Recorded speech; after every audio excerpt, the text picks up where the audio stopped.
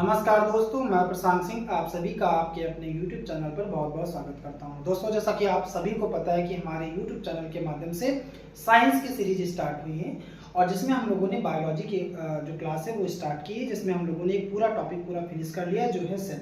तो सेल से रिलेटेड जितने भी आपकी क्लासेस थी, आप स्टेप टू स्टेप आप क्लासेस जो है रिकॉर्डेड वीडियो हैं वो आप देख सकते हैं। तो उसमें आपका सेल से रिलेटेड जितना भी हो सकता था हमने पूरा विद एक्सप्लेनेशन उसमें क्लियर किया। आज हमारी जो क्लास होगी, जैसा कि मैंने आपको इंट्रोडक्शन की क्लास में पहले से ही आपको बता के रखा है कि हमारा एक टॉपिक जब पूरा फिनिश हो जाएगा तो उस टॉपिक से रिलेटेड जो एमसीक्यूज होंगे वो भी हम एक क्लास में करेंगे। तो हमारा आज की जो क्लास है वो हमारा सेल टॉपिक से रिलेटेड जो एमसीक्यू सेशन है उससे है। एग्जाम पॉइंट ऑफ व्यू से जो इम्पोर्टेंट बहुत ही महत्वपूर्ण आपके एमसीक्यूज हैं, वन लीनियर क्वेश्चंस हैं, आज की क्लास में हम लोग वो देखेंगे। तो आप क्या करेंगे, हमारी क्लास से जुड़िए और देखिए, आप शुरू से लेकर के आखिरी तक आप क्लास से जुड़िए और देखिए कि जो आपने पूरे जो क्लासेस दी है स्टेप टू स्टेप, उसको पढ़ने के बाद ये जो एमसीक्यू सेशन है इसमें आप एमसीक्यू सॉल्व करिए, अपने आप से भी देखिए कि हम कितना स्कोर कर पाते हैं या हम कितने क्वेश्चन अटेम्प्ट कर पाते हैं। तो ये जो आपका एमसीक्यू सेशन होंगे, जो बच्चे शुरू से लेकर के आखिरी तक जुड़े हुए हैं वो लोग यहाँ पर ये देख पाएंगे कि जिसने शुरुआत से लेकर के लास्ट तक टॉपिक का जो वीडियो देखे हैं वो एक भी क्वेश्चन मिस नहीं करेंगे, सारे क्वेश्चंस आपके हो जाएंगे अगर आप लोगों ने वीडियो को या जो क्लासेस से रिलेटेड थी टॉपिक टू टॉपिक आपने देखी है। तो दोस्तों, आज हम लोग शुरुआत करते हैं हमारा जो क्वेश्चन सेशन है, एमसीक्यू सेशन है, उससे रिलेटेड। तो सबसे पहले हमारा जो क्वेश्चन आता है वो क्या है, Who coined the term cell? पहला हमारा प्रश्न बनता है कि ये जो सेल टर्म है इसको किसने क्वाइन किया पहली बार। ठीक है, option A Robert Brown, B Robert Hooke और आपका सी कैमिलो गोल्जी, डी आपका लीवेनहॉक।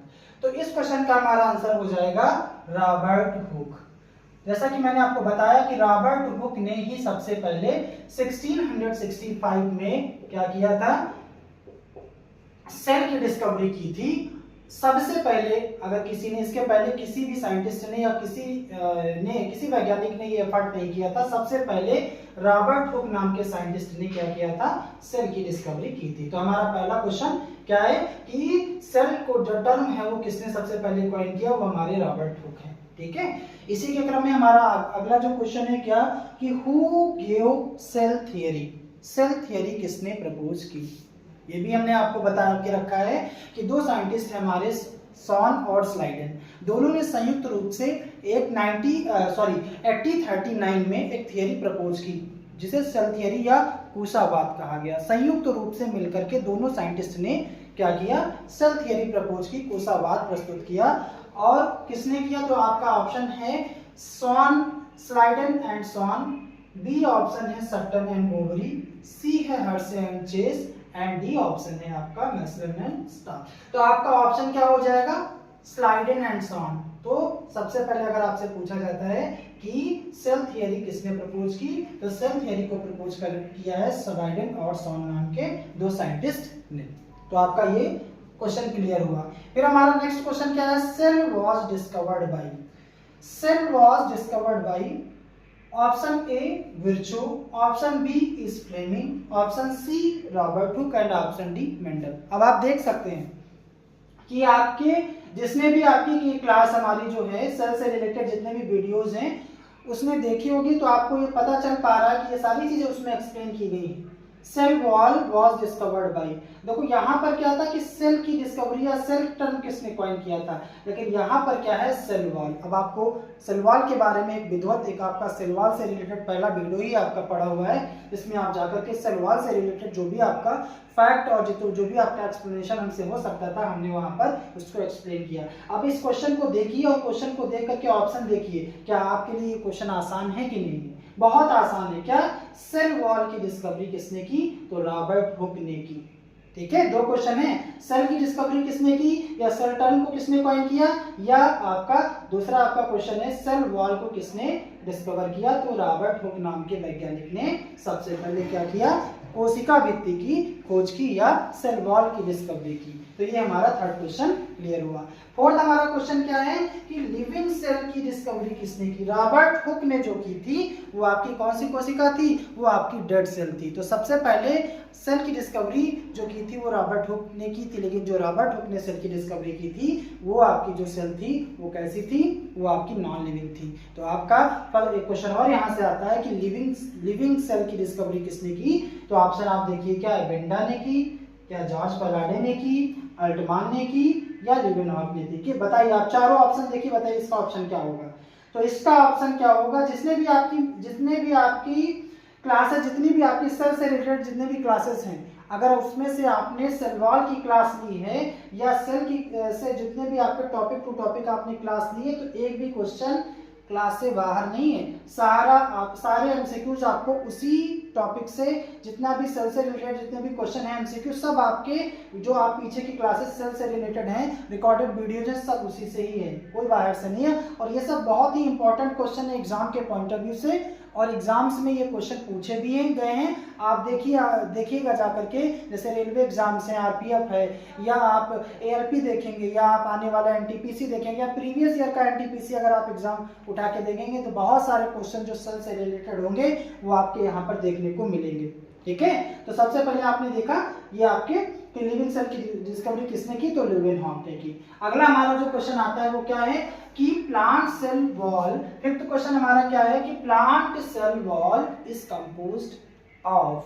प्लांट सेल जो होती है वो किसकी बनी होती है? इसके लिए भी मैंने आपको बता रखा है। अब ऑप्शन है प्रोटीन, सुक्रोज, सेलुलोज या सुब्रिन। तो इसका ऑप्शन क्या हो जाएगा? सेलुलोज। देखकर ही आप बता देंगे तुरंत, जैसे ही क्वेश्चन आएगा, अगर आपने क्लास ली है अच्छे से मन लगा करके, तो आप तुरंत क्वेश्चन को देख करके ऑप्शन आप टिक कर देंगे।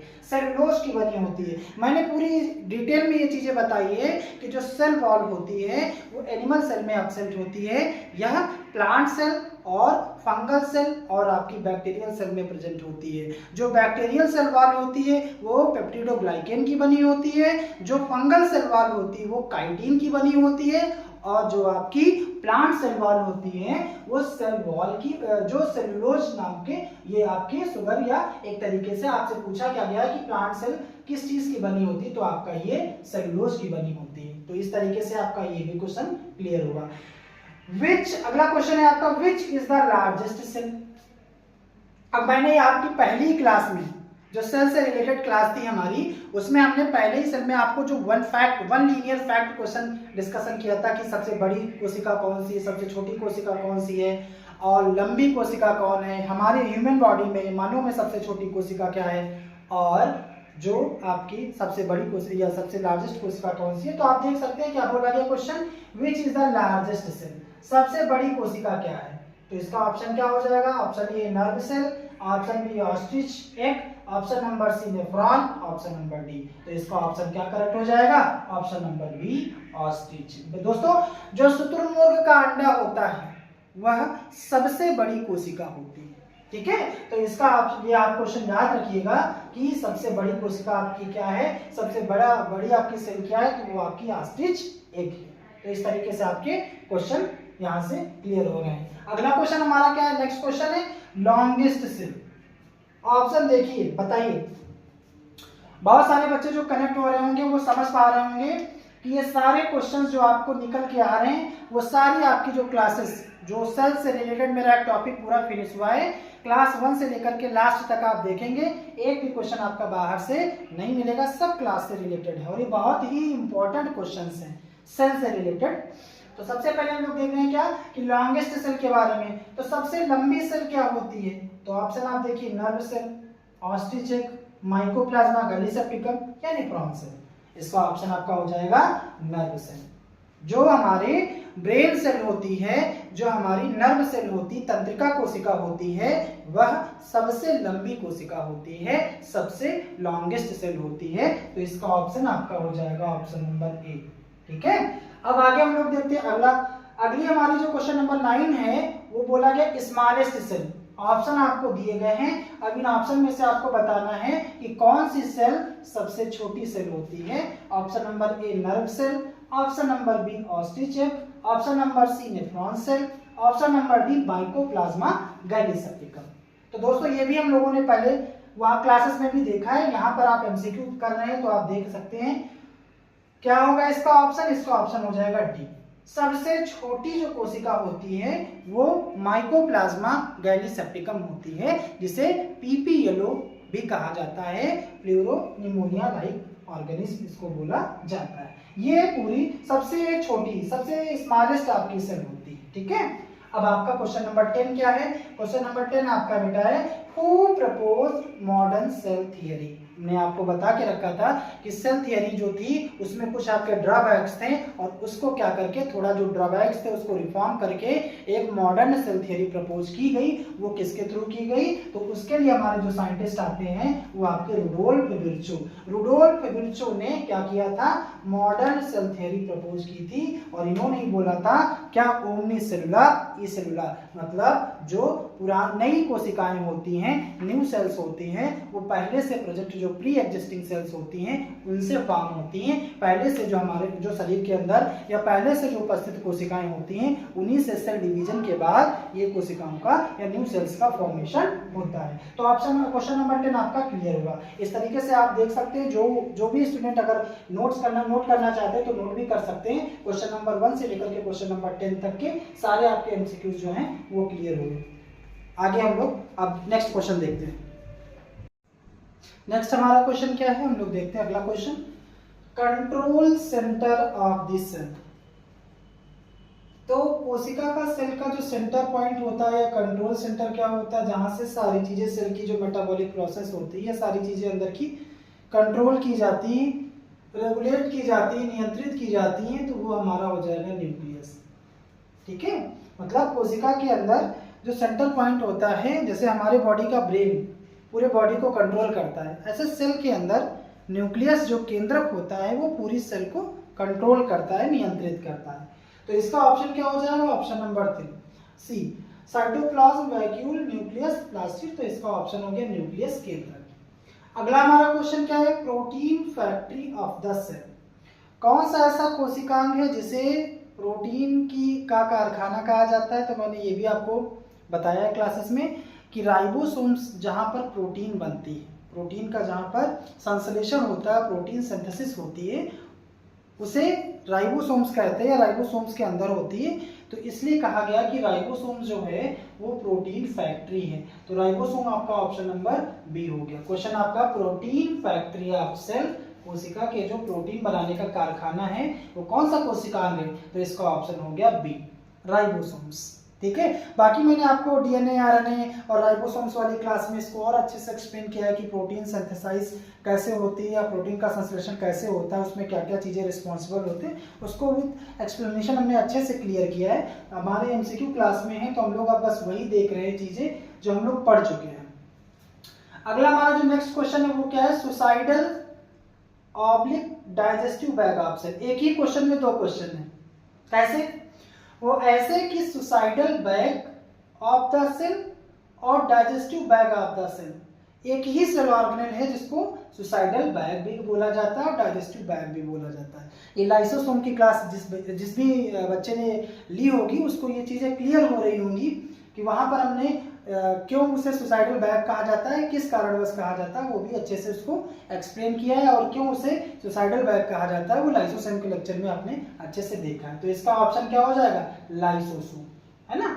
क्यों हो जाएगा? तो सुसाइडल बैग इसलिए कहा जाता है क्योंकि ये क्या करता है, कभी कभी हमने बोला था कि हमारे सेल्स के अंदर जो लाइसोसोम होता है वो एक तरीके का ये डाइजेस्टिव बैग का काम करता है, जो बाहर से आने वाले जो मॉलिक्यूल्स हैं उनको इंगल्फ करके उसको डाइजेस्ट करने का काम करता है। क्योंकि लाइसोसोम के अंदर कुछ हाइड्रोलिटिक एंजाइम्स होते हैं जो बाहर से आने वाले छोटे छोटे पार्टिकल्स को इंगल्फ करके उसको डाइजेस्ट कर देते हैं, है ना। कभी कभी क्या होता है कि लाइसोसोम को सेल के अंदर कभी कभी न्यूट्रिशन प्रॉपर नहीं मिल पाता है, तो उस केसेस में ये क्या करता है लाइसोसोम कि अपने ही सेल ऑर्गेनेल को इंगल्फ कर जाता है। उस केस में आपकी जो सेल होती है वो डिस्ट्रॉय हो जाती है, एक तरीके से एक्सपायर हो जाती है, खत्म हो जाती है। उस केस में ये बन जाता है आपका सुसाइडल बैग। और जब ये उसके लिए मतलब छोटे छोटे पार्टिकल्स को डाइजेस्ट करता है उस समय वो आपका डाइजेस्टिव बैग बन जाता है। तो इस तरीके से digestive bag of the cell और suicidal bag of the cell एक ही आपका सेल ऑर्गेनेल है, वो हमारा है लाइसोसोम।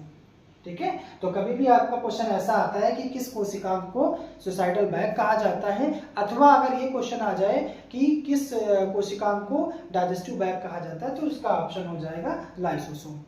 ठीक है, उसका आंसर आपका लाइसोसोम हो जाएगा। क्यों हो जाएगा, ये हम लोगों ने अच्छे से देखा है। अगला हमारा क्वेश्चन है क्या, kitchen of plant cell. Option number A mitochondria, B nucleus, C cell wall और डी हमारा है क्लोरोप्लास्ट। अब कुछ बच्चे देख रहे होंगे, इनको तुरंत ये चीज समझ में आ गई होगी कि प्लांट सेल के अंदर किसको किचन कहा जाएगा। अच्छा, किचन में होता क्या है, किचन में खाना बनता है, किचन में खाना बनता है। तो प्लांट में, प्लांट सेल के अंदर ऐसा कौन सा पार्ट है जो प्लांट के लिए खाना बनाता है, भोजन बनाने का काम कौन करता है, जहां फोटोसिंथेसिस होगी, क्योंकि प्लांट जो होते हैं वो अपना फूड खुद ब खुद बना लेते हैं, ऑटोट्रॉपिक होते हैं, स्वपोषी होते हैं, अपना भोजन खुद प्रिपेयर कर लेते हैं, खुद तैयार कर लेते हैं। तो प्लांट सेल की कोशिका के अंदर, यानी प्लांट सेल के अंदर या आपकी पादप कोशिका के अंदर ऐसा कौन सा कोशिकांग होता है, ऐसा कौन सा सेल ऑर्गेनेल होता है जो किचन का काम करता है, यानी उसके अंदर फूड प्रिपरेशन का काम होता है, यानी इसके अंदर प्रकाश संश्लेषण की क्रिया होती है, यानी फोटोसिंथेसिस होता है। तो आप ऑप्शन नंबर देख के, ऑप्शन नंबर आपका फर्स्ट माइटोकॉन्ड्रिया बिल्कुल नहीं हो सकता, सेल वॉल हो ही नहीं सकता, न्यूक्लियस और आपका क्लोरोप्लास्ट। तो इसका ऑप्शन क्या हो जाएगा, क्लोरोप्लास्ट। क्लोरोप्लास्ट प्लास्टिड का एक क्या होता है, पार्ट होता है। क्लोरोप्लास्ट, क्रोमोप्लास्ट, ल्यूकोप्लास्ट, ये हमने एक क्लास अच्छे से देखी है। अब पीछे आप जाइए, जो लोग नहीं गए हैं वो लोग पीछे जाइए, पूरी सारी क्लासेस सेल की लीजिए जाकर के, टॉपिक टू टॉपिक एक क्लास लीजिए जाकर के, तब आपको यहाँ पर सारी चीजें अच्छे से क्लियर हो रही होंगी। तुरंत आप क्वेश्चन देखेंगे, ऑप्शन देख करके कुछ बच्चे जो हमारे हैं, जो कनेक्ट हैं हमारी स्टार्टिंग क्लास से लेकर के हमारी लास्ट क्लास तक, वो लोग अच्छे से इसको कर रहे होंगे। कैसे कि तुरंत आपका ऑप्शन देखेंगे, अरे किचन ऑफ द प्लांट, तुरंत ऑप्शन आपका क्लिक हो जाएगा क्लोरोप्लास्ट, क्योंकि क्लोरोप्लास्ट में क्या बनता है, फूड बनता है प्लांट के लिए। ठीक है, अगला क्वेश्चन आप देखिए। अगला क्वेश्चन आपका दिया है बेटा, power house of the cell, कोशिका का शक्ति ग्रह किसे कहा जाता है। तो ये भी आपने अगर माइटोकॉन्ड्रिया वाली क्लास ली होगी तो उसमें आपको बकायदा उसका स्ट्रक्चर, उसके अंदर की सारी चीजें, फंक्शन, बहुत डिटेल में चीजें बताई गई हैं, जो आपको अगर आपने वहां पर नहीं, जो भी स्टूडेंट कनेक्ट हो रहे हैं, जो नए स्टूडेंट कनेक्ट हो रहे हैं, अगर वो लोग नहीं गए या नहीं देखी हैं वो लोग क्लासेस अपलोडेड वाली, तो पहले जाकर के सेल की सारी क्लासेस देख लें, तो आपको चीजें और अच्छे से समझ में आएंगी। Power house of the cell, कोशिका का शक्ति ग्रह किसे कहा जाता है। Option number A nucleus, option number B mitochondria, C Golgi apparatus और डी आपका वैक्यूम। तो इसका आपका आंसर क्या हो जाएगा, इसका आंसर हो जाएगा आपका माइटोकॉन्ड्रिया, सूत्र कणिका, है ना। क्यों कहा जाता है, क्योंकि इसके अंदर जो फूड होता है, ऑब्जर्व फूड होता है, जो अवशोषित भोज्य पदार्थ होता है, उसका क्या होता है, ऑक्सीडेशन होता है, सेलुलर रेस्पायरेशन होता है। कोशिका के अंदर, सेल के अंदर जो फूड होता है उसकी ब्रेकिंग होती है, और वहां पर ब्रेकिंग के बाद में एनर्जी बनती है एटीपी के फॉर्म में, और इसीलिए माइटोकॉन्ड्रिया को पावर हाउस या शक्ति ग्रह बोला जाता है। ठीक है, तो इस क्वेश्चन का ऑप्शन क्या हो गया, माइटोकॉन्ड्रिया। ठीक है, अगला हमारा क्वेश्चन क्या है, अगला क्वेश्चन, इसको मैंने क्लास इसकी बाकायदा मतलब इसको अच्छे से हमने क्लास में देखा, बस केवल नाम ही बताए, इसको हमने अच्छे से इसको फिगर के थ्रू ड्रॉ नहीं किया। मैंने आपसे बोला भी था कुछ क्वेश्चंस ऐसे होंगे जो बहुत ही छोटे छोटे क्वेश्चंस होंगे, उसको हम सेशन में ही क्लियर करेंगे। वैक्यूल के बारे में मैंने आपको बताया था कि वैक्यूल जो होता है वो प्लांट सेल के अंदर छोटे छोटे जो वैक्यूल्स होते हैं, जब आपकी प्लांट सेल मैच्योर होती है, तो मैच्योरिटी जब वो गेन करती है प्लांट सेल, तो उसके छोटे छोटे जो वैक्यूल्स होती है, जो रिक्तिकाएं होती हैं, वो एक जगह पर केंद्रित हो जाती हैं, सेंट्राइड हो जाती हैं, तो वहां पर वो बड़ी सी वैक्यूल या बड़ी सी रिक्तिका बना लेती है, जिसकी वजह से उसका जो सेंटर पे जो आपका न्यूक्लियस होता है वो आपका साइड में हो जाता है। तो उसी वैक्यूल की बात हो रही है कि वैक्यूल जो होती है वो किस मेम्ब्रेन से, आपकी जो वैक्यूल होती है वो किस मेम्ब्रेन से सराउंडेड होती है। तो ऑप्शन है आपका टोनोप्लास्ट, ऑप्शन नंबर 2 है cell membrane, option number C है न्यूक्लियोप्लाज्म और ऑप्शन नंबर 4 है आपका क्रिस्टी। तो इसका क्या हो जाएगा आंसर, इसका आंसर हो जाएगा टोनोप्लास्ट। ठीक है, मतलब जो आपकी वैक्यूल होती है, वैक्यूल की जो मेम्ब्रेन होती है उसको टोनोप्लास्ट कहा जाता है। और ये क्वेश्चन आपका एसएससी में आया हुआ है, बहुत इंपॉर्टेंट क्वेश्चन है, ये एसएससी में पूछा गया क्वेश्चन है। ठीक है, फिर अगला क्वेश्चन हमारा, who gave the name chromatin. ये जो क्रोमैटिन है इसका नेम किसने दिया था? इसके लिए भी मैंने अच्छे से क्रोमैटिन वाली क्लास में एक्सप्लेन किया था। और इसका option A Robert Brown, option B Fleming, option number C Singer and Nicolson, option number D Waldeyer. तो इसका ऑप्शन आपका बेटा हो जाएगा क्या? फ्लेमिंग। तो फ्लेमिंग ने सबसे पहले क्या किया था? क्रोमैटिन नाम दिया था। ठीक है, तो आपका क्वेश्चन नंबर ये हो गया 17। अगला क्वेश्चन, क्वेश्चन नंबर हमारा 18 आता है, who proposed flood mosaic model. किसने फ्लड मोजेक मॉडल प्रपोज किया था? इसके लिए जिसने क्लास नहीं देखी है वो क्लास देखिए जाकर के, जिसमें हमने बताया किसके बारे में? प्लाज्मा मेम्ब्रेन के बारे में बताया है, सेल मेम्ब्रेन के बारे में बताया है, या कोशिका झिल्ली के बारे में क्लास हमने अपडेट की है। तो उसमें आप देखिए जाकर के, आपको या फ्लड मोजेक मॉडल के बारे में अच्छे से पता चलेगा जाकर कि वैसे इन्होंने क्या इसमें एक्सप्लेन किया था। तो इसका ऑप्शन आपका है A Singer Nicolson, option number B है स्लाइडेनसॉन, ऑप्शन नंबर सी है Sutton Boveri, option number D है विल्किंसन मॉर्गन। नहीं, ऑप्शन नंबर आपका इसका ए हो जाएगा करेक्ट। ऑप्शन नंबर ए जो है वो इसका करेक्ट हो जाएगा। सेल मेम्ब्रेन से रिलेटेड जो मॉडल प्रतिपादित किया था वो सिंगल और निकोलसन नाम के साइंटिस्ट ने इसको प्रतिपादित किया था, प्रपोज किया था। अगला हमारा क्वेश्चन क्या है? Who discovered nucleus. केंद्रक की डिस्कवरी किसने की? अब ये भी बहुत आपका इजी है, जिसने न्यूक्लियस की क्लास ली होगी उसको आपको पता चल रहा होगा कि क्या इसका ऑप्शन क्या होगा। Fleming option number A, B Robert Brown, C Robert Hooke और डी आपका रुडोल्फ विर्च। तो इसका ऑप्शन हो जाएगा क्या? Robert Brown. रॉबर्ट ब्राउन ने न्यूक्लियस की डिस्कवरी 1831 में किया था। तो जो आपका सेल के अंदर जो केंद्रक होता है उसकी खोज रॉबर्ट ब्राउन नाम के साइंटिस्ट ने 1831 में किया। तो ये आपका ऑप्शन नंबर बी इस करेक्ट हो जाएगा इस क्वेश्चन का। अगला हमारा जो क्वेश्चन है वो क्या है? वो हमारा है हु डिस्कवर्ड न्यूक्लियोलस। न्यूक्लियस के अंदर एक छोटा सा सेंटर पॉइंट होता है जो न्यूक्लियस को कंट्रोल करता है, जिसे आप कहते हैं केंद्रिका या न्यूक्लियोलस कहा जाता है। तो उस न्यूक्लियोलस की डिस्कवरी किसने की? ऑप्शन नंबर ए क्या है? Leeuwenhoek, option number B T H. Morgan, option number C Fontana, option number D Watson. तो इसका ऑप्शन आपका क्लियर होगा, फोंटाना नाम के साइंटिस्ट ने किसकी डिस्कवरी की? न्यूक्लियस की। तो इस तरीके से आप जो भी लोग नोट करना चाहते हैं क्वेश्चंस को या आप देखना चाहते हैं तो एक बार आपकी स्क्रीन पे दिया हुआ है, आप अच्छे से इसको देख सकते हैं। आगे हम लोग नेक्स्ट क्वेश्चन देखते हैं। अगला हमारा क्वेश्चन है 21,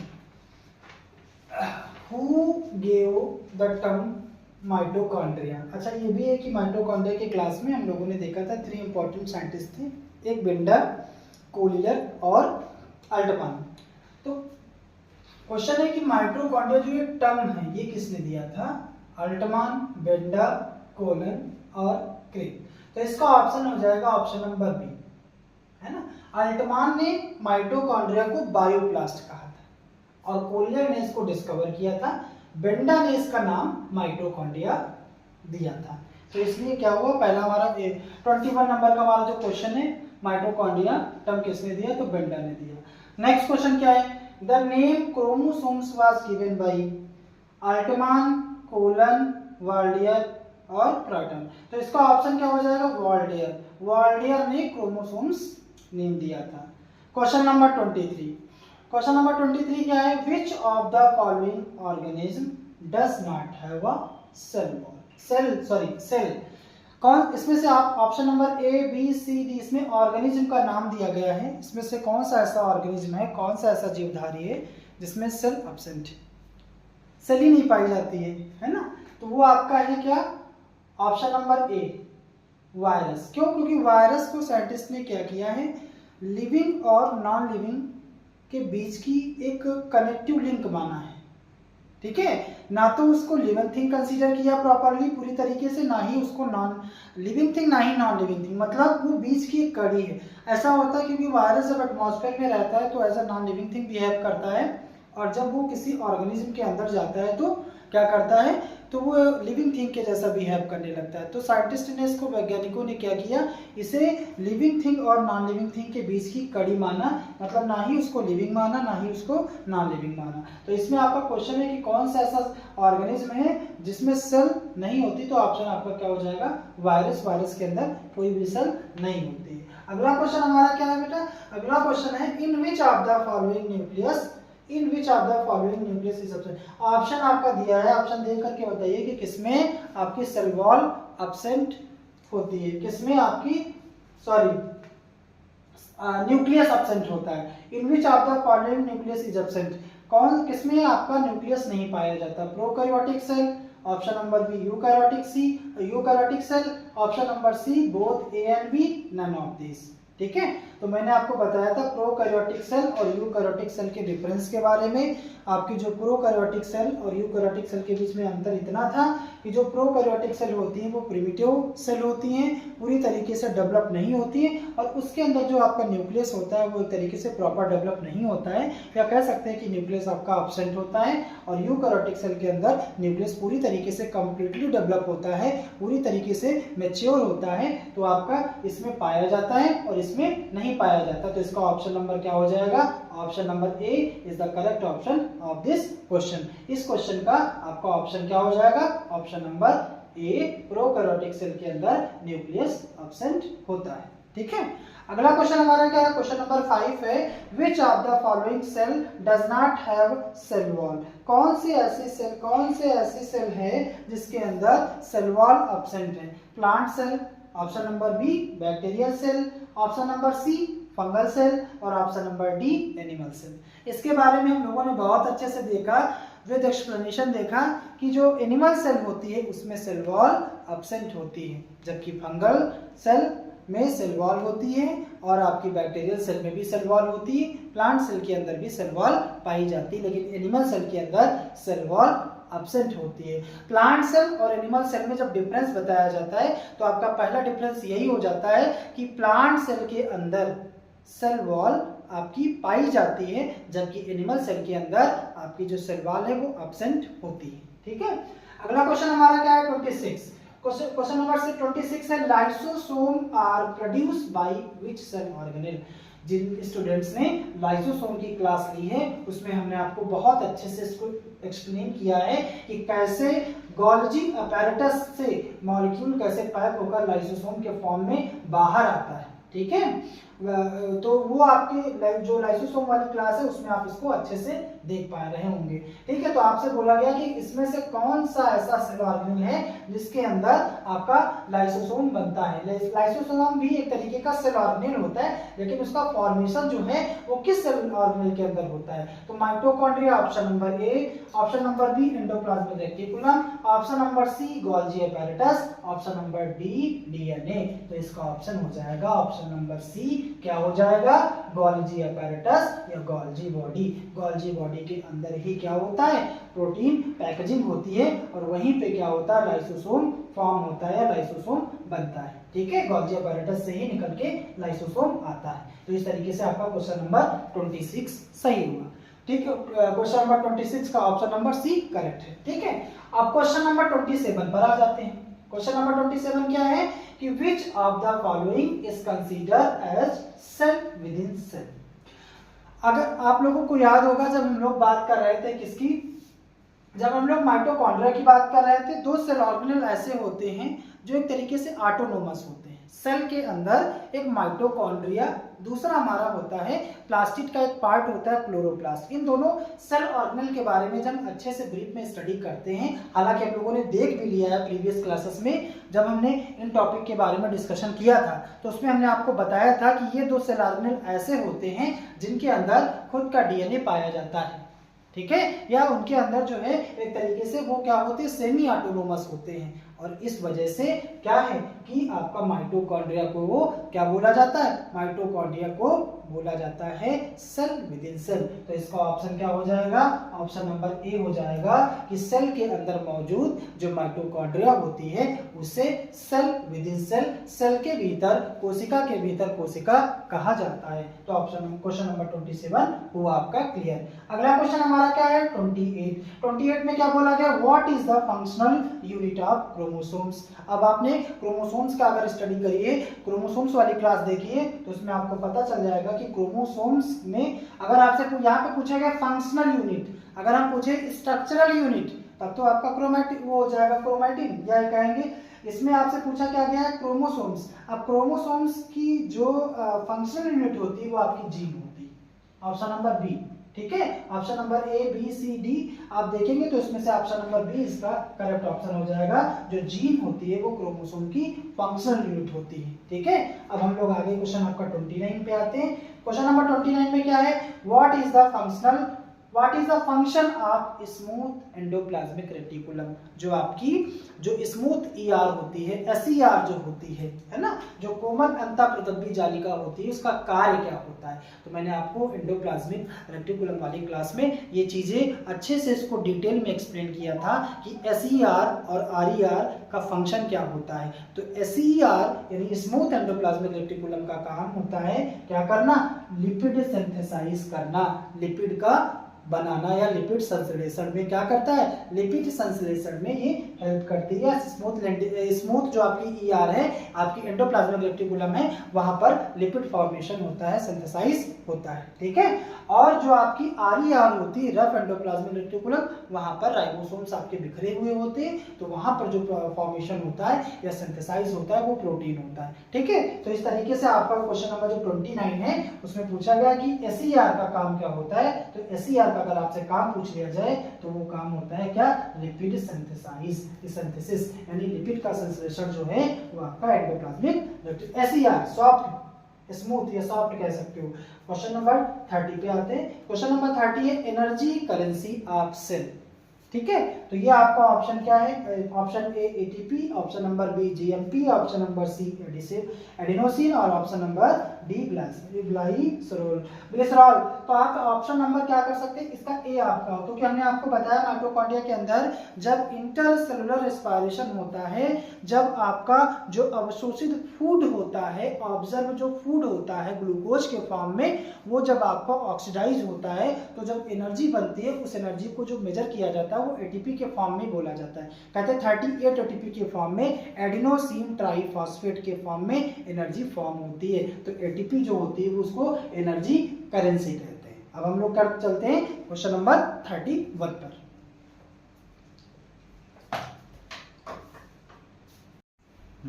अगला क्वेश्चन हमारा है cell theory is not applicable to.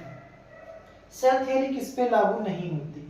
तो option number A bacteria, B fungi, C virus और 3 आपका हो जाएगा प्रोटिस्टा। तो देखो दोस्तों क्या है कि जो वायरस होता है, वायरस आपका असेलुलर ऑर्गेनिज्म है। असेलुलर का मतलब होता है जिसमें सेल एब्सेंट होती है। और सेल थियरी ये कहती है कि according to cell theory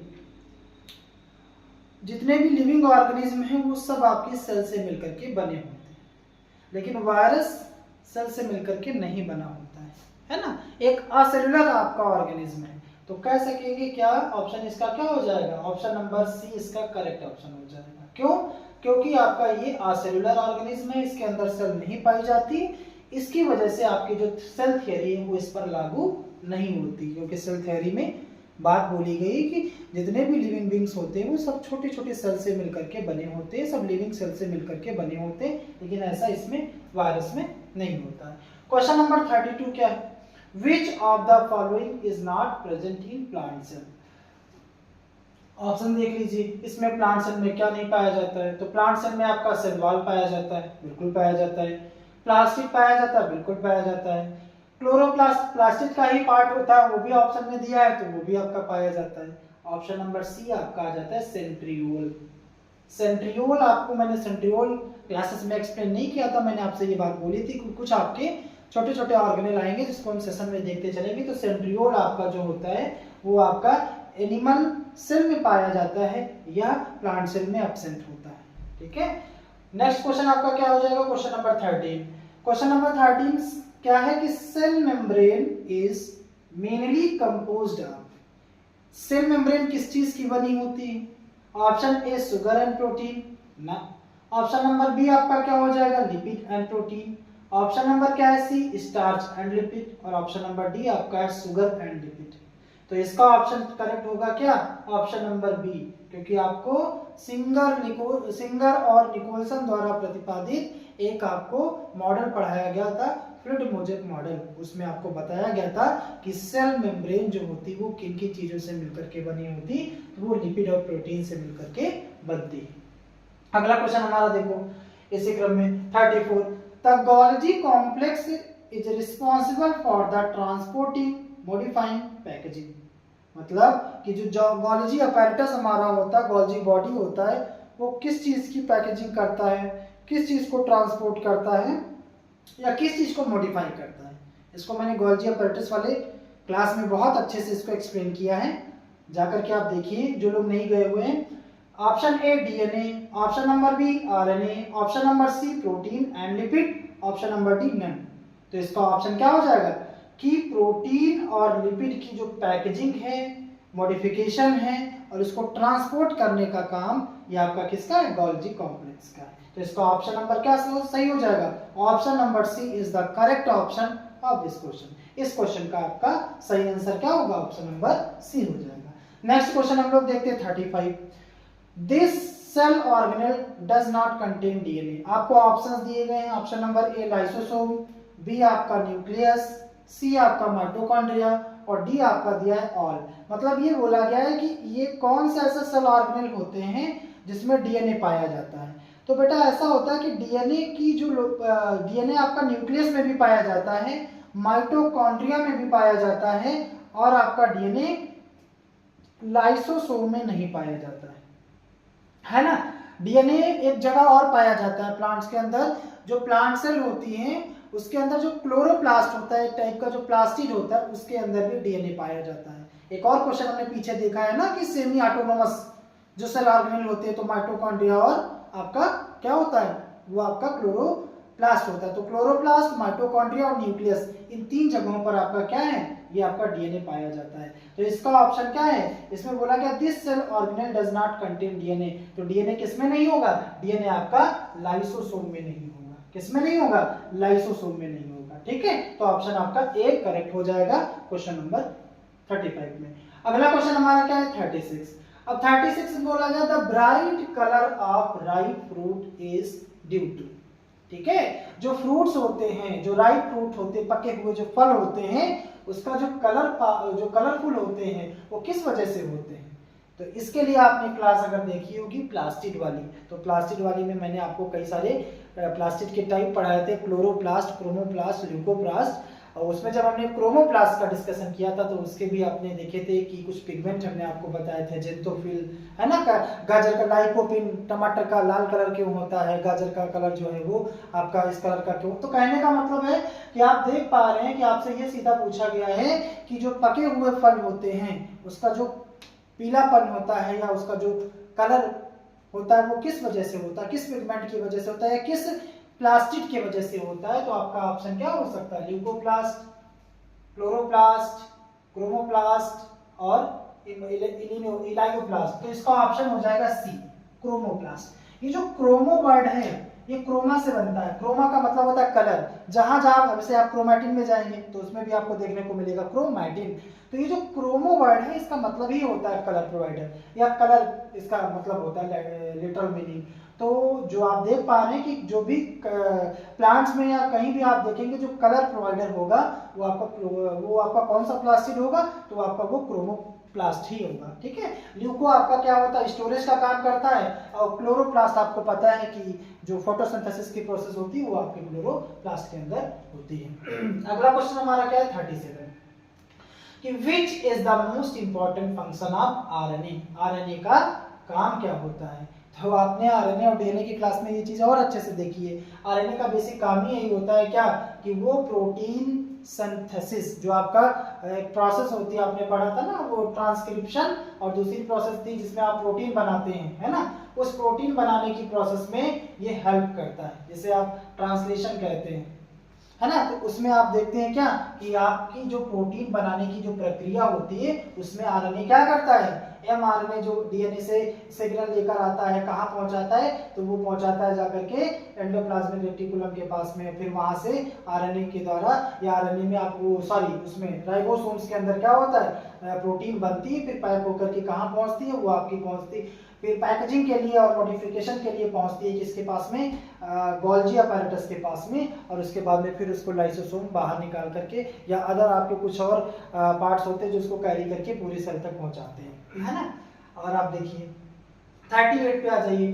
38 question जो है आपका आरआरबी ग्रुप डी में पूछा गया है कि what is the sub unit structure of prokaryotic ribosomes. बेटा इसके लिए हम लोगों ने डिस्कशन किया था जब राइबोसोम्स का चैप्टर पढ़ा था हमने, तो इसमें हम लोगों ने देखा था कि जो राइबोसोम्स होते हैं वो यूनिवर्सल सेल ऑर्गेनेल होते हैं, हर जगह पाए जाते हैं। तो प्रोकैरियोटिक सेल और यूकैरियोटिक सेल दो प्रकार की कोशिकाएं हम पढ़ते हैं, सेल्स पढ़ते हैं। जो प्रोकैरियोटिक सेल्स होती है वो कंप्लीटली डेवलप नहीं होती हैं, यूकैरियोटिक सेल जो है वो पूरी तरीके से डेवलप होती हैं। तो प्रोकैरियोटिक सेल के अंदर 70S टाइप के सेल राइबोसोम्स पाए जाते हैं, जबकि जो आपके यूकैरियोटिक सेल्स होते हैं उसमें 80S टाइप के सेल राइबोसोम्स पाए जाते हैं। तो जो आपके 70S और 80S ये आपके राइबोसोम्स होते हैं, इनकी कुछ सब यूनिट होती है, क्योंकि राइबोसोम्स का अगर आप स्ट्रक्चर देखोगे तो आप एक छोटी यूनिट पाओगे, उससे अटैच एक बड़ी यूनिट पाओगे।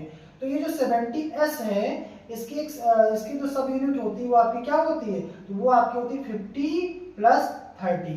50 आपकी ये 30 होती है छोटी वाली, और बड़ी वाली आपकी 50 सब यूनिट होती है। एस का मतलब होता है स्वेडबर्ग, ये आपकी यूनिट होती है। तो इसका आपका आंसर क्या हो जाएगा, ऑप्शन नंबर ए 50 + 30। तो 70S टाइप के राइबोसोम्स आपके प्रोकैरियोटिक सेल में पाए जाते हैं और उनकी सब यूनिट आपकी क्या होती है, 50S और 30S। जो आपके 80S टाइप के राइबोसोम्स होते हैं जो आपके यूकैरियोटिक सेल में पाए जाते हैं, उनकी जो सब यूनिट होती है वो आपकी 60S और 40S होती है। इसी जगह पर अगर आपका होता प्रोकैरियोटिक के जगह अगर यूकैरियोटिक आ जाए तो आपका ऑप्शन बदल जाएगा, बी हो जाएगा, क्योंकि उसके जो यूकैरियोटिक सेल्स होती हैं उसके अंदर जो आपका राइबोसोम्स होता है वो आपका 70S ना होकर के 80S होता है, और उसके लिए आपकी जो सब यूनिट हो जाएंगी वो 60S और 40S हो जाएगी। ये चीजें और आपको कॉन्सेप्ट इसका और अच्छे से समझ आएगा अगर आप जो है डीएनए और आरएनए की क्लास में जाकर के इसको देखोगे, तो और चीजें क्लियर हो जाएंगी। जिन लोगों ने मतलब नहीं देखी है क्लासेस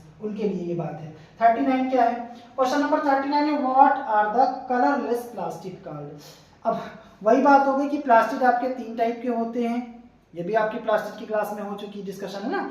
प्लास्टिड आपके लवक जिसको कहा जाता है 3 प्रकार के होते हैं, एक आपका होता है क्या, क्रोमोप्लास्ट, ल्यूकोप्लास्ट और आपका क्लोरोप्लास्ट, है ना। वर्णी लवक, अवर्णी लवक और हरित लवक, 3 प्रकार के लवक पाए जाते हैं। तो क्वेश्चन में कि कलरलेस, अब कलरलेस मतलब अवर्णी, मतलब जिसमें पिगमेंट ना हो, तो एक तरीके से क्या हो जाएगा, वो आपका हो जाएगा ऑप्शन सी। क्यों हो जाएगा, क्योंकि कौन सा ऐसा प्लास्टिड है जो कलर प्रोवाइड या एक तरीके से कलर पिगमेंट उसमें नहीं होता है। क्लोरोप्लास्ट में ग्रीन पिगमेंट होता है ना, क्रोमोप्लास्ट में कई सारे पिगमेंट होते हैं, लेकिन जो ल्यूकोप्लास्ट होता है उसके अंदर किसी भी तरीके का कलर पिगमेंट प्रेजेंट नहीं होता है।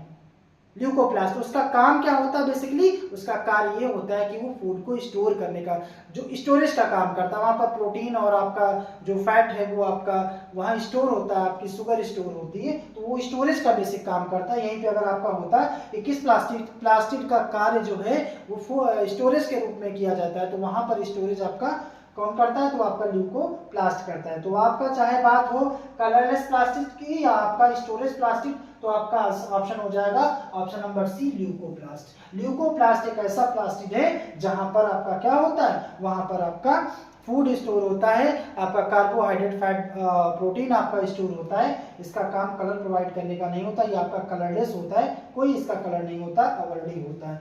लास्ट क्वेश्चन नंबर 40 आप देखें, अगला question, which of the following is most abundant molecule in a cell। Cell का अगर हम कंपोजिशन देखें तो सबसे ज्यादा सेल के अंदर क्या पाया जाता है, तो सबसे ज्यादा जो पार्ट होता है सेल का उसके अंदर वाटर पाया जाता है, पानी पाया जाता है, जल पाया जाता है। तो ऑप्शन नंबर इसका ए करेक्ट हो जाएगा। ठीक है, इस तरीके से हमने क्वेश्चन नंबर 40 तक देखिए। अगले अगर 41, अगला जो क्वेश्चन आएगा हमारा 41, अब वो हम देखते हैं आगे। 41 से लेकर के 50 तक क्वेश्चन हम लोग देखेंगे और 50 टोटल आज के सेशन में हमारे टोटल 50 क्वेश्चंस होंगे और कल के हमारे सेशन में 50 क्वेश्चंस होंगे। चलिए अगला क्वेश्चन हम लोग देखते हैं 41। अगला क्वेश्चन अब हमारा चलता है 41। 41 में क्या है कि in normal human number of chromosomes are, human में क्रोमोसोम्स की संख्या कितनी होती है, गुणसूत्रों की संख्या कितनी होती है। तो अगर पेयर में पूछा जाए तो आप बताएंगे 23 पेयर, मतलब कि 23 जोड़ी होती है। लेकिन अगर आपसे पूछा जाए total number of chromosomes in human, अगर ह्यूमन में टोटल गुणसूत्रों की संख्या पूछी जाए तो आप बताएंगे क्या 46, है ना। उसमें भी आपके दो प्रकार से होते हैं, 2 टाइप के आपके क्रोमोसोम्स होते हैं, एक आपके ऑटोसोम, एक आपके एलोसोम्स। तो 22 पेयर जो होते हैं, 22 जोड़ी जो होते हैं वो आपके ऑटोसोम्स होते हैं। जो 23rd पेयर होता है, आखिरी वाला जो जोड़ा होता है, लास्ट वाला जो पेयर होता है 45 और 46 नंबर का, वो एलोसोम होता है और वो सेक्स डिटरमाइन करता है, मतलब लिंग का निर्धारण करता है। ठीक है, इसके लिए आपने क्रोमोसोम्स वाली क्लास में देखा होगा। तो इसका क्या है, बोला गया आपका ह्यूमन में, ह्यूमन बीइंग के अंदर जो क्रोमोसोम्स की टोटल नंबर कितने होते हैं, कितनी संख्या होती है, तो आप कहेंगे 46। 46 मतलब 23 पेयर, है ना, 23 जोड़ी में होते हैं। इसका आंसर क्या हो जाएगा, ऑप्शन नंबर बी 46। ठीक है, तो अगला क्वेश्चन हमारा क्या है 42। Which of the following impart green colour to the leaves, मतलब पत्तियां जो होती हैं उनका हरा रंग किसकी वजह से होता है, किस वर्णक की वजह से होता है या किस पिगमेंट की वजह से होता है। तो आप सभी ये छोटी क्लासेस से पढ़ के आ रहे हैं क्या कि पत्तियों का हरा रंग जो होता है वो एक पिगमेंट की वजह से होता है, उसे बोलते हैं क्लोरोफिल। और ये क्लोरोफिल प्रेजेंट कहाँ पर होता है, तो हमने आपको एक क्लोरोप्लास्ट वाली क्लास में डिस्कशन किया था कि क्लोरोप्लास्ट के अंदर उसका इंटरनल स्ट्रक्चर दिखाया था।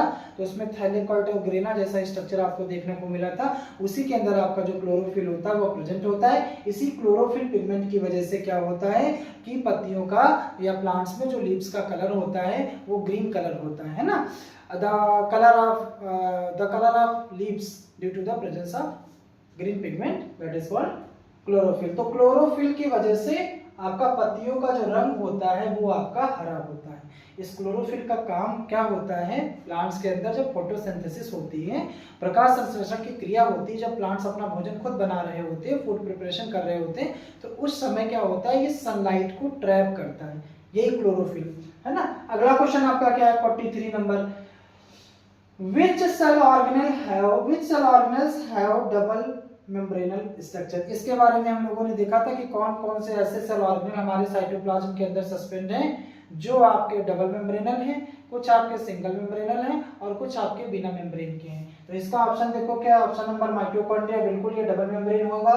न्यूक्लियस भी आपका डबल मेम्ब्रेन होगा, प्लास्टिड भी आपका डबल मेम्ब्रेन होगा, दोनों में आपकी दोहरी झिल्ली पाई जाएगी, डबल मेम्ब्रेन पाई जाएगी। तो इसका ऑप्शन क्या हो जाएगा, ऑप्शन नंबर डी जो है इसका करेक्ट आंसर हो जाएगा। डी आपका सही आंसर हो जाएगा इस क्वेश्चन का। ठीक है, नेक्स्ट क्वेश्चन हमारा question number 44। Who discovered Golgi apparatus. Cell के अंदर गोल्जी अपैरेटस जो फूड मॉलिक्यूल को या प्रोटीन को पैकेजिंग करने का काम करता है, मॉडिफाई करने का काम करता है, तो उस गोल्जी बॉडी या गोल्जी अपैरेटस की डिस्कवरी किसने की, option number A Robert Brown, B आपका रुडोल्फ विर्चो, सी आपका रदरफोर्ड और डी आपका कैमिलो गोल्जी। तो इसका ऑप्शन क्या हो जाएगा, option number D Camillo Golgi. और इन्हीं के नाम पर आपने देखा होगा इनके नाम के पीछे सरनेम आपको लग रहा है गोल्जी, तो इसी गोल्जी के नाम पर ही इस अपैरेटस का नाम, इस सेल ऑर्गेनल का नाम गोल्जी अपैरेटस पड़ा। ठीक है, अगला क्वेश्चन हमारा क्या है, question number 45। Question number 45 is that which of the following cell is multinucleated. अब मैं आपको बताया था न्यूक्लियस के बेसिस पे सेल आपकी कई प्रकार की होती हैं। जिन सेल के अंदर एक जनरली सेल के अंदर एक ही न्यूक्लियस होता है तो आपकी वो मोनो न्यूक्लिएटेड सेल होती है। आपके बॉडी के अंदर बहुत सारी ऐसी सेल्स हैं जो मोनो न्यूक्लिएटेड होती हैं।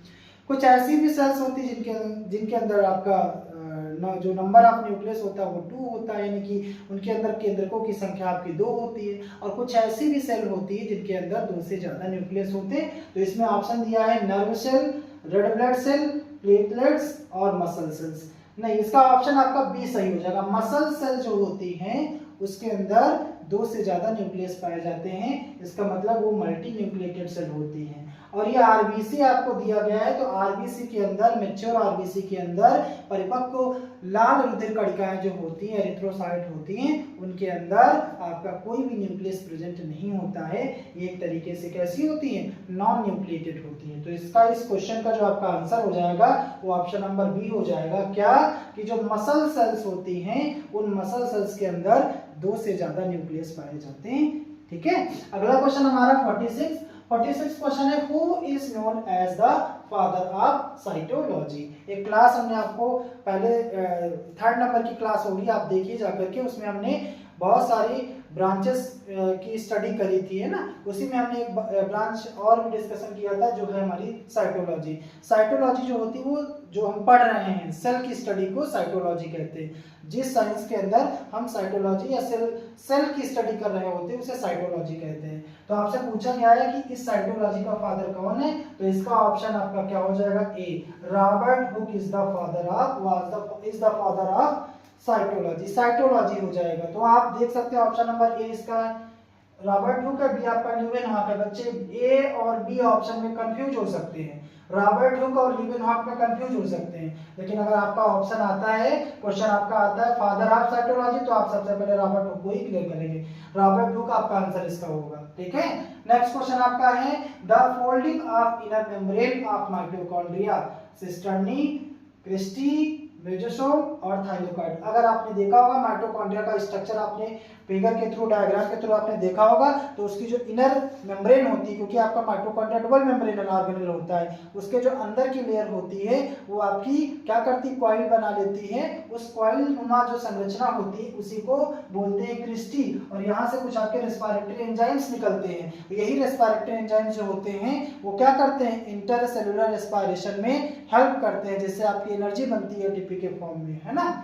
अब अगला क्वेश्चन हमारा देखिए क्या है, 48 नंबर का, the flattened sacs of Golgi apparatus are called. अब आप इसके लिए देखेंगे क्या, गोल्जी अपैरेटस के अंदर जो आपके क्या होते हैं, कुछ आपके ट्यूब लाइक स्ट्रक्चर या आपको सैक लाइक स्ट्रक्चर आपको दिखेंगे, जिनको आप क्या कहेंगे, ऑप्शन नंबर ए है सिस्टर्नी, ऑप्शन नंबर बी है क्रिस्टी, मेसोसोम या थाइलाकोइड। तो इसको हम कहेंगे cisternae.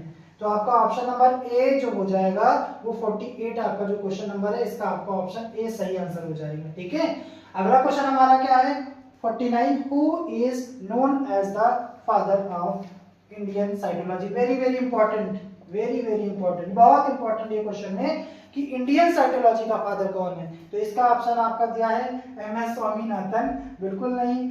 Option number B A K Sharma, option number C Leeuwenhoek और option number D both A and B. तो इसका ऑप्शन हो जाएगा ए के शर्मा। ए के शर्मा का मतलब अरुण कुमार शर्मा। तो ये अरुण कुमार शर्मा हमारे इंडिया के बहुत अच्छे क्या है, बायोलॉजिस्ट हुए हैं, और इन्हीं को बोला जाता है, इन्होंने बहुत काम किया है साइटोलॉजी में, इस वजह से इनको बोला जाता है फादर ऑफ इंडियन साइटोलॉजी। अगला क्वेश्चन हमारा 50 है, 50 क्वेश्चन है, एमाइलोप्लास्ट स्टोर विच मॉलिक्यूल्स। भैया हमने डिस्कशन किया था किसके बारे में, प्लास्टिड के बारे में, जब हमने पढ़ा था टाइप ऑफ प्लास्टिड, तो उसमें आपने ल्यूकोप्लास्ट, क्रोमोप्लास्ट और आपके क्लोरोप्लास्ट पढ़ा था। ल्यूकोप्लास्ट जब आप पढ़ते हैं तो उसमें कई सारे ल्यूकोप्लास्ट के पार्ट होते हैं, जहां पर कहीं पे प्रोटीन स्टोर होता है, कहीं पे फैट स्टोर होता है, कहीं पे शुगर स्टोर होता है। तो आपसे एमाइलोप्लास्ट के बारे में सिर्फ बोला गया है। तो एमाइलोप्लास्ट में क्या स्टोर होता है, तो स्टोर होता है आपका स्टार्च। तो आपका 50 जो आपका क्वेश्चन है उसका आंसर क्या हो जाएगा, option number D, starch is the correct option of this question. इस तरीके से हम लोगों ने टोटल 50 क्वेश्चंस 50 एमसीक्यू का डिस्कशन किया, विद एक्सप्लेनेशन किया। इस तरीके से आप समझ सकते हैं कि पूरा हमारा जो ये क्वेश्चन सेशन है 50 क्वेश्चंस का वो कंप्लीट हुआ। कल की क्लास में हम लोग और 50 क्वेश्चंस का सेशन करेंगे। टोटल 100 आपके क्वेश्चंस जो एग्जाम के पॉइंट ऑफ व्यू से बहुत ज़्यादा ही महत्वपूर्ण हैं, उसका हम लोगों ने डिस्कशन करेंगे। आज हमने 50 देखे, कल की क्लास में भी हम 50 क्वेश्चन का डिस्कशन करेंगे। तो इस तरीके से हमारा ये जो क्वेश्चन सेशन है वो कंप्लीट होगा। इसके बाद हम अपना अगला टॉपिक स्टार्ट करेंगे, और वो टॉपिक होगा पूरा कंप्लीट होने के बाद उस टॉपिक के भी क्वेश्चन सेशन ऐसे ही जो एग्जाम के पॉइंट ऑफ व्यू से बहुत ही ज़्यादा महत्वपूर्ण क्वेश्चन हैं, उस क्वेश्चन की हम सीरीज लेकर के आएंगे। तो दोस्तों हम लोग क्या करेंगे, अपने चैनल, हमारे चैनल को आप लोग देख रहे हैं, जुड़ रहे हैं, बहुत बहुत धन्यवाद। आप सभी का प्यार और आशीर्वाद बना रहे, और आप चैनल को ज़्यादा से ज़्यादा सब्सक्राइब करें, ज़्यादा से ज़्यादा अपनों के बीच में शेयर करें। Thank you so much.